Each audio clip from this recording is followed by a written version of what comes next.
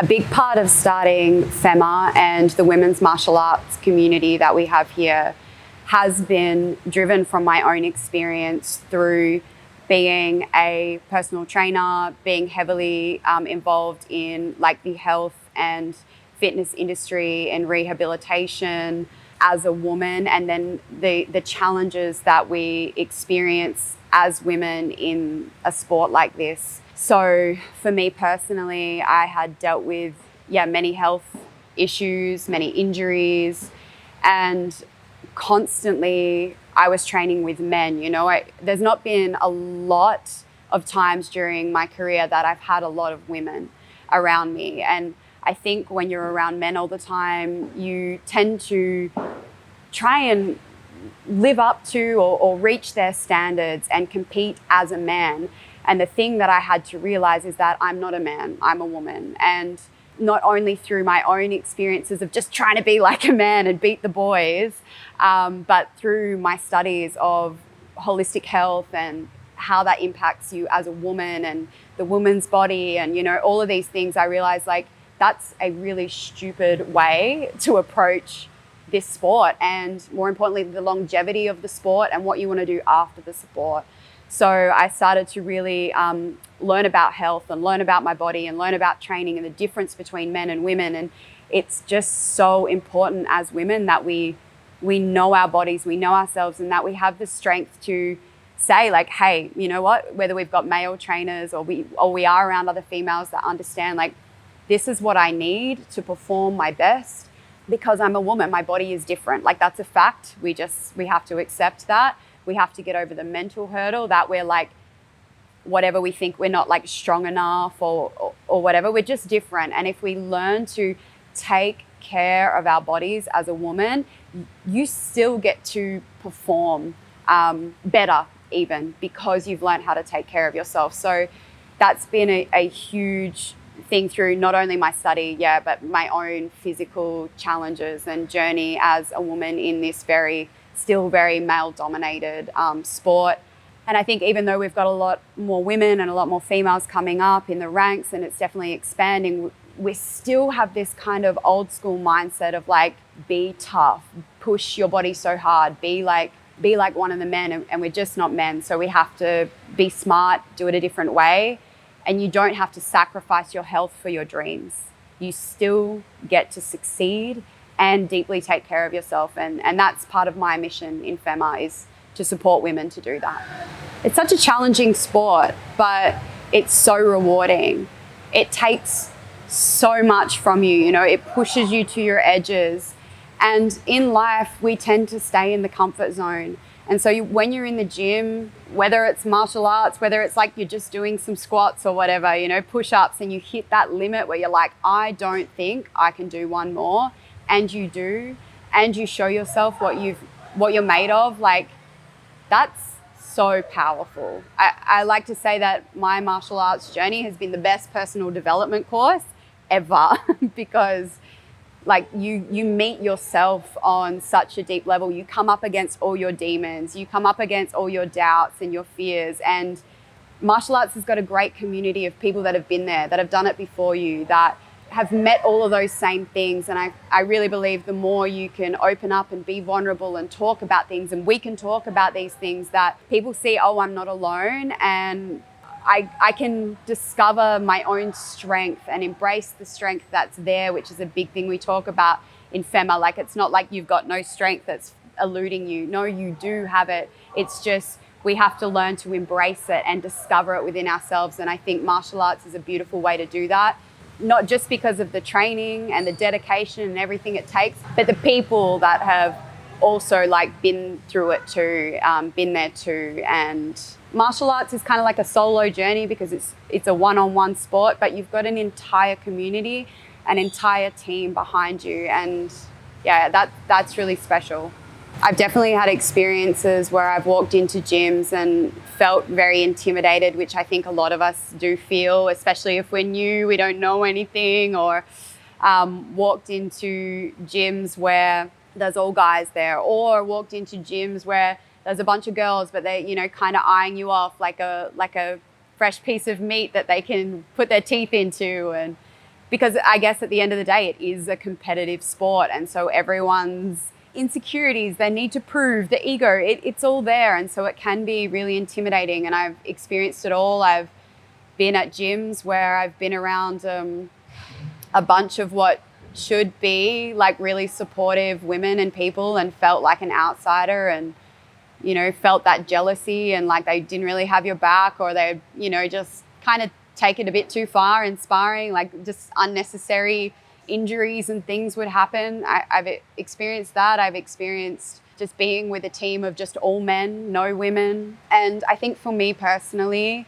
that's a big driver for me to be part of FeMMA, to start FeMMA. And what we're trying to create with retreats and everything is this really welcoming environment, because there's nothing worse than wanting to do something, wanting to do a dream, whatever it is, and not feeling like you belong, not feeling welcome. And so for me personally, I go out of my way to make people feel welcome, to invite them in, no matter what level they are, no matter where they've come from, because if we do it together, we're better. And I just don't want anyone to feel, I don't want anyone to ever feel like they want to do this, but not have that team of family and that team of support that's available, that really is available, and actually is such a special part of martial arts.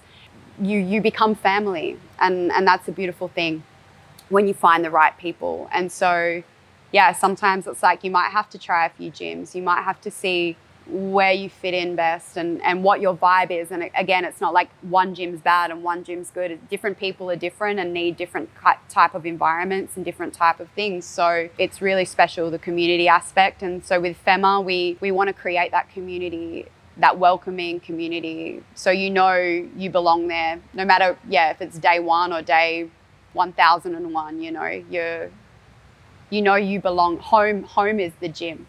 That's how I want people to feel. Yeah, and our Instagram community, our social media presence is something that we're really trying to build and foster, because maybe you don't have those kind of role models in your life, and maybe there is something that you want to achieve, whether it is in martial arts or otherwise, but you just don't have that type of education and support, motivation, inspiration that you need. So this is what we're trying to provide.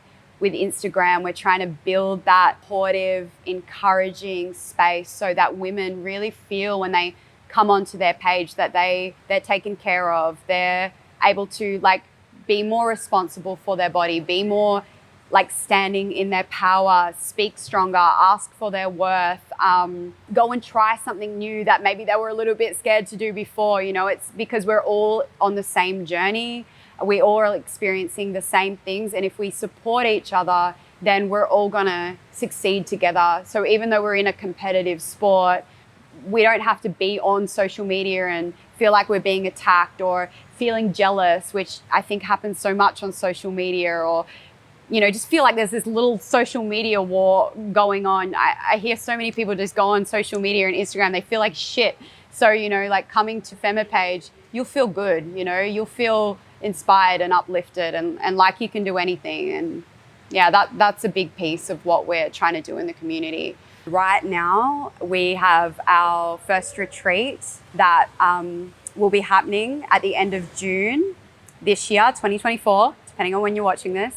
I really believe that there is nothing else out there like this. You know, I often get annoyed with retreats because you go away, you have a great time, and you take nothing back with you into your life. And so with us, we want to give women of any experience, like whether you've never stepped on the mats before to whether you've been doing it for a while, the opportunity to have this experience of like training like a pro. You know, what the pros get, the kind of skill level and training that they get, the amount of training that they get, the amount of recovery and support that they get, the nutrition that they get. We've got like customized meal plans. And along with all of that, Maria and I are going to be doing education along with some other people we're bringing in to do a lot of education so that women can take home so many tools, so many resources so that they can easily implement them into their life with health, with looking after their body, with nutrition, with mindset, self-leadership, all of these things, meditation, like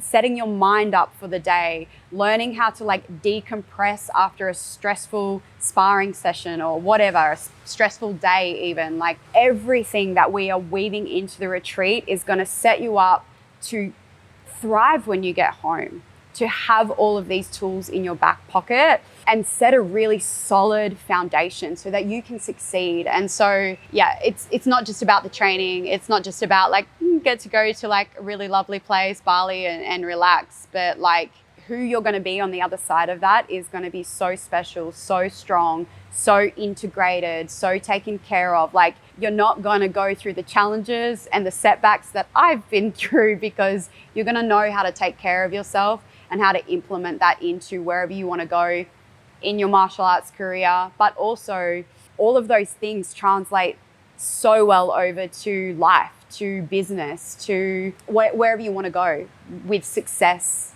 whatever that looks like for you. Like all of these tools are going to be so powerful.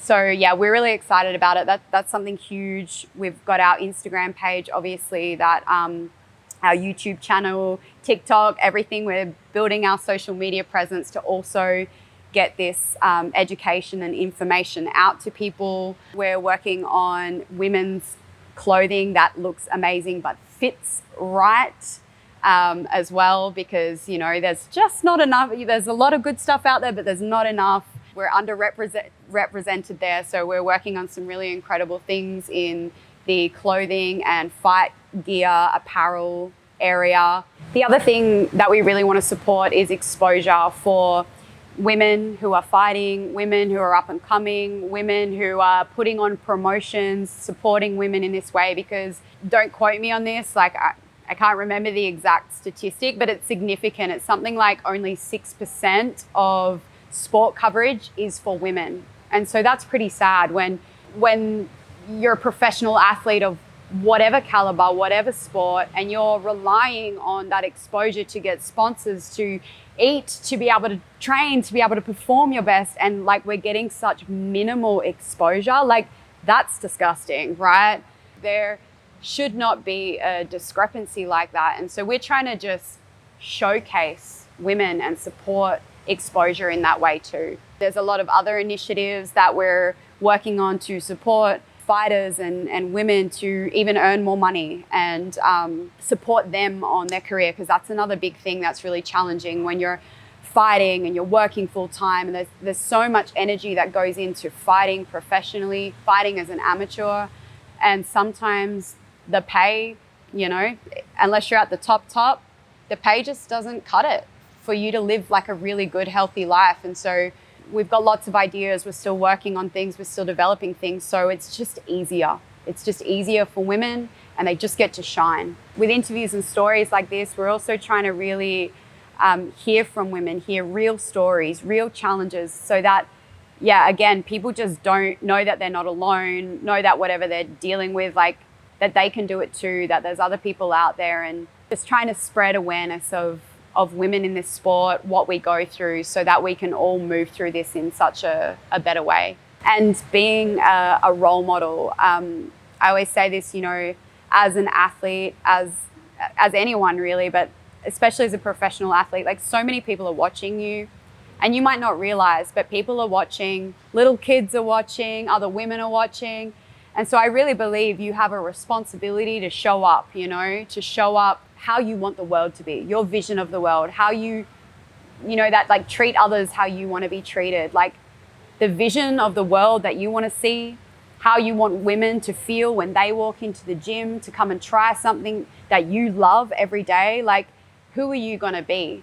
Who are you showing up as? Who are you when you're walking out on the stage, when you're weighing in, when you're performing, how you're treating your opponent? Like, I just believe we've got such a responsibility to be role models and to treat people how we'd like to be treated, and the way that we want to see the world. You know, if two people can go to war with each other inside of a cage, inside of a sport, and be deeply respectful to each other at the same time, then like, what does that say for real war out in the world? You know, I think there's such a deep responsibility with this sport. And so, yeah, be the role model that you really want to be. Think about your values, and are you living up to those values?